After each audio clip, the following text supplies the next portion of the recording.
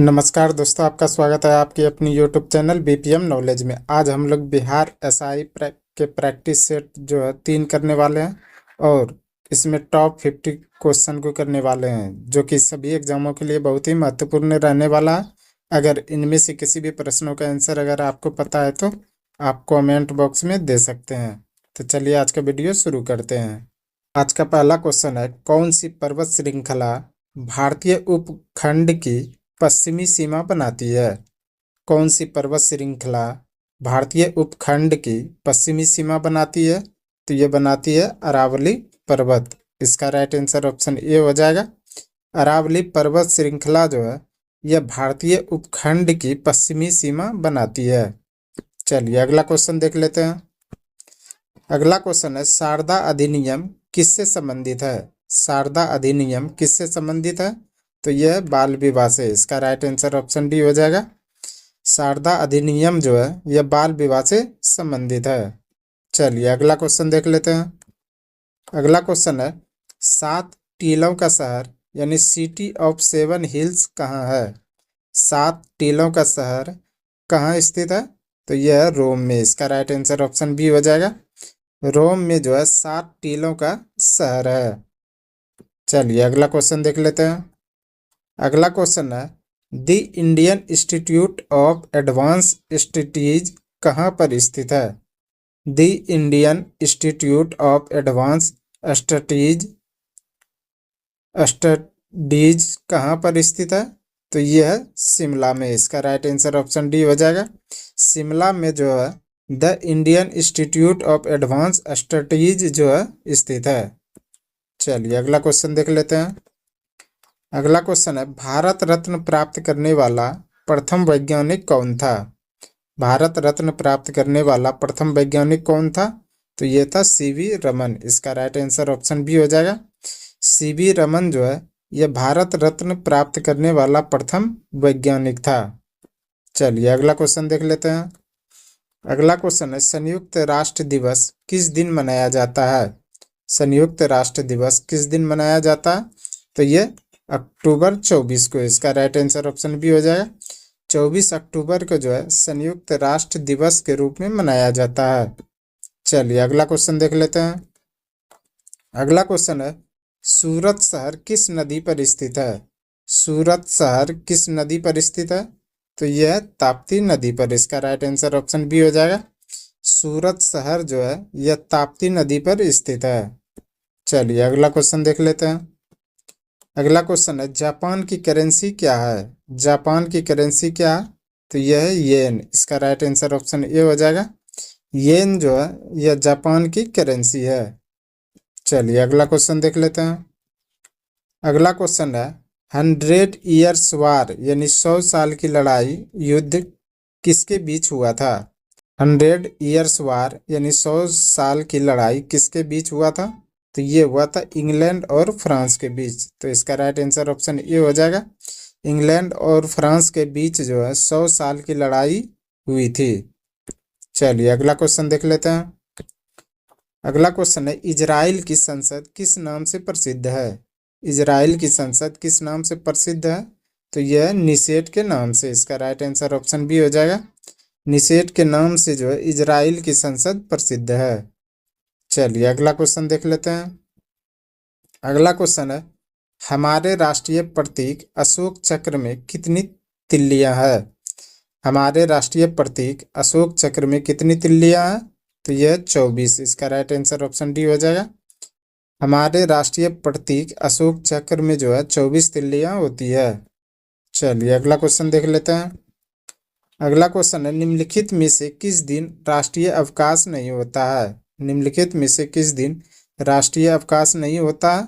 तो यह 25 दिसंबर को। इसका राइट आंसर ऑप्शन सी हो जाएगा। 25 दिसंबर को जो है यह राष्ट्रीय अवकाश दिन नहीं है। चलिए अगला क्वेश्चन देख लेते हैं। अगला क्वेश्चन है, विश्व की सबसे बड़ी खाड़ी कौन सी है? विश्व की सबसे बड़ी खाड़ी कौन सी है? तो यह मैक्सिको की खाड़ी। इसका राइट आंसर ऑप्शन ए हो जाएगा।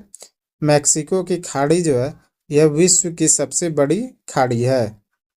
चलिए अगला क्वेश्चन देख लेते हैं।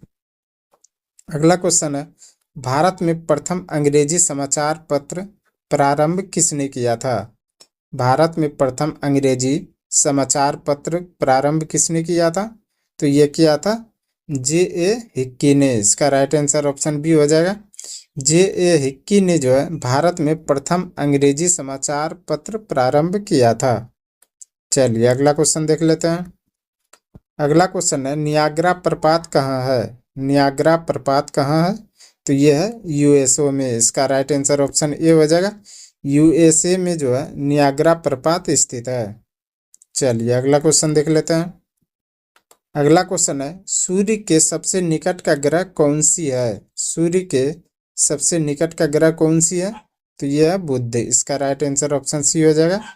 बुध जो है यह सूर्य के सबसे निकट का ग्रह है। चलिए अगला क्वेश्चन देख लेते हैं।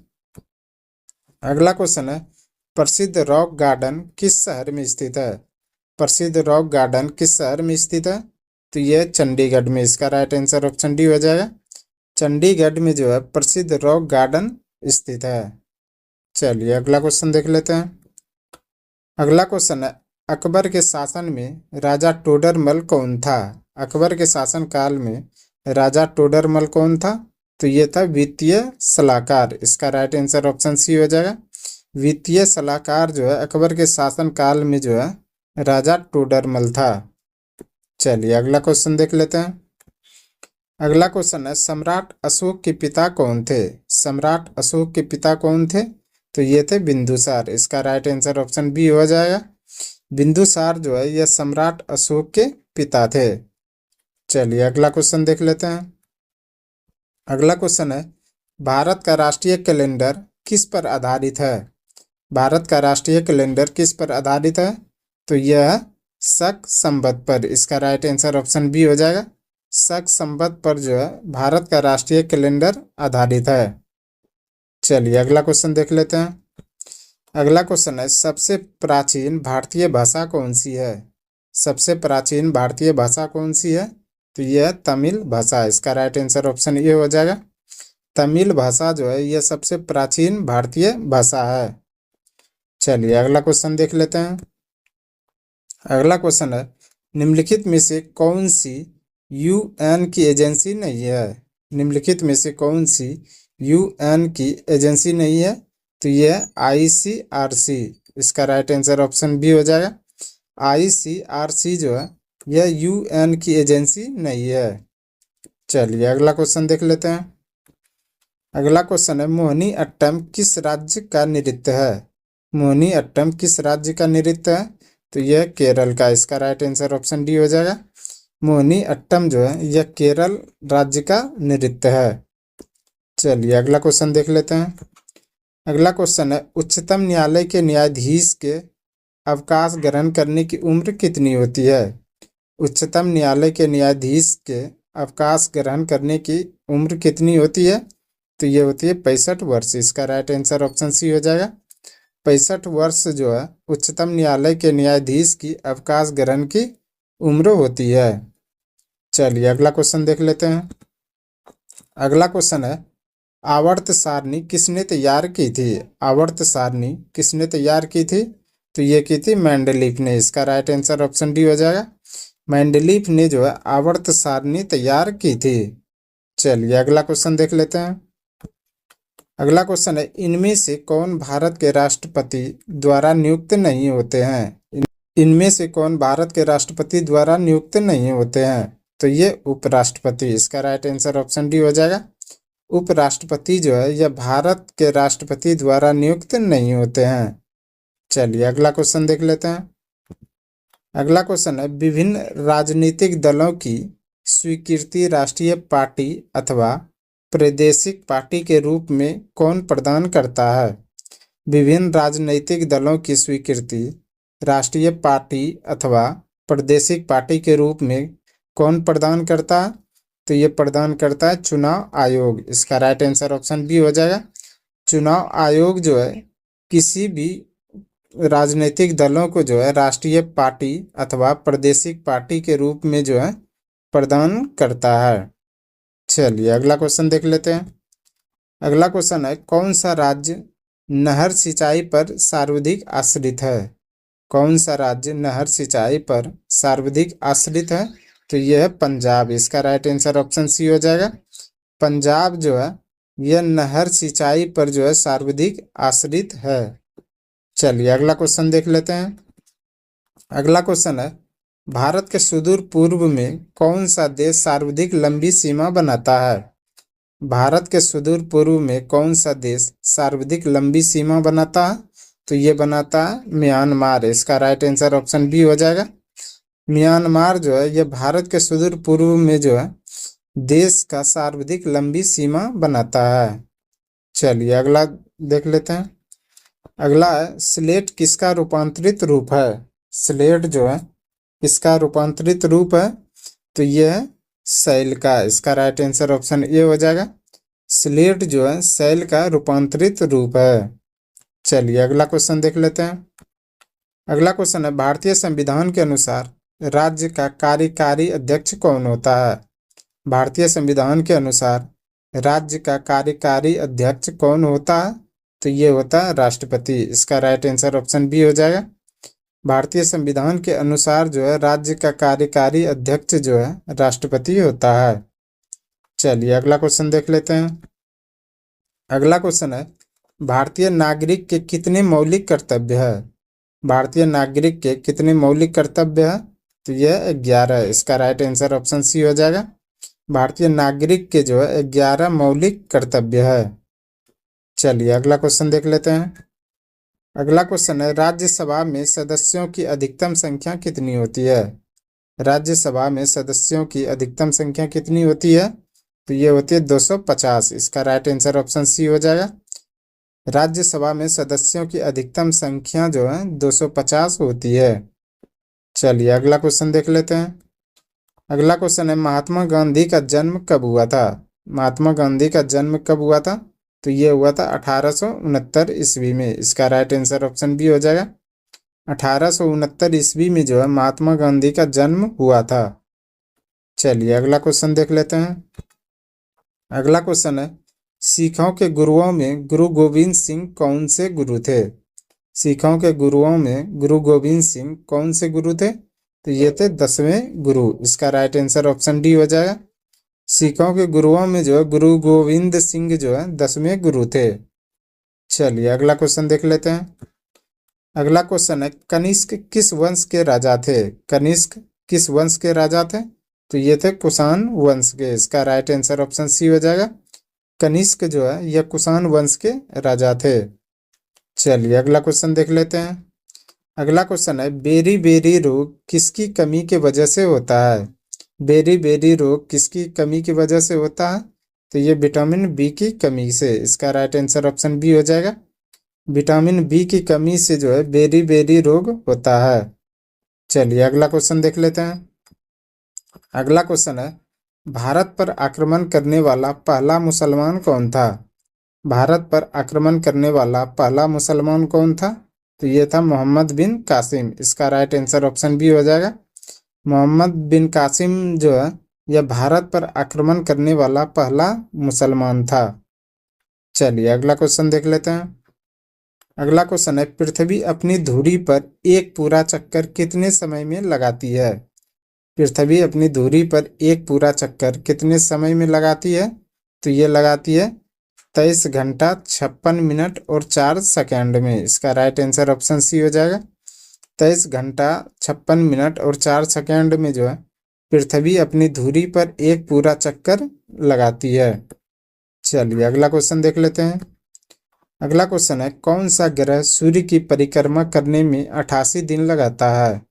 कौन सा ग्रह सूर्य की परिक्रमा करने में 88 दिन लगाता है? तो ये बुध। इसका राइट आंसर ऑप्शन बी हो जाएगा। बुध जो है सूर्य की परिक्रमा करने में जो है 88 दिन लगाता है। चलिए अगला क्वेश्चन देख लेते हैं। अगला क्वेश्चन है, इनमें से कौन सा जगह इस्पात प्लांट नहीं है? इनमें से कौन सा जगह इस्पात प्लांट नहीं है? तो ये सिंदरी में। इसका राइट आंसर ऑप्शन डी हो जाएगा। सिंदरी में जो है इस्पात प्लांट जो है स्थित नहीं है। चलिए अगला क्वेश्चन देख लेते हैं। अगला क्वेश्चन है, गारो किस राज्य की प्रमुख जनजाति है? गारो किस राज्य की प्रमुख जनजाति है? तो ये मेघालय की, इसका राइट आंसर ऑप्शन सी हो जाएगा। गारो जो है मेघालय की प्रमुख जनजाति है। चलिए अगला क्वेश्चन देख लेते हैं। अगला क्वेश्चन है, दिल्ली चलो का नारा किसने दिया था? दिल्ली चलो का नारा किसने दिया था? तो ये दिया था सुभाष चंद्र बोस ने। इसका राइट आंसर ऑप्शन ए हो जाएगा। सुभाष चंद्र बोस ने जो है दिल्ली चलो का नारा दिया था। चलिए अगला क्वेश्चन देख लेते हैं। अगला क्वेश्चन है, भारत की बुलबुल नाइटिंगेल ऑफ इंडिया किसे कहा जाता है? भारत की बुलबुल नाइटिंगेल ऑफ इंडिया किसे कहा जाता है? तो ये कहा जाता है सरोजनी नायडू को। इसका राइट आंसर ऑप्शन बी हो जाएगा। सरोजनी नायडू को जो है भारत की बुलबुल या नाइटिंगेल ऑफ इंडिया के नाम से कहा जाता है। चलिए अगला क्वेश्चन देख लेते हैं। अगला क्वेश्चन है, पेस मेकर किससे संबंधित है? पेस मेकर किससे संबंधित है? तो यह हृदय से। इसका राइट आंसर ऑप्शन सी हो जाएगा। पेस मेकर जो है यह हृदय से संबंधित है। चलिए अगला क्वेश्चन देख लेते हैं। अगला क्वेश्चन है, भारत के प्रथम गवर्नर जनरल कौन थे? भारत के प्रथम गवर्नर जनरल कौन थे? तो ये थे लॉर्ड विलियम बेंटिंक। इसका राइट आंसर ऑप्शन डी हो जाएगा।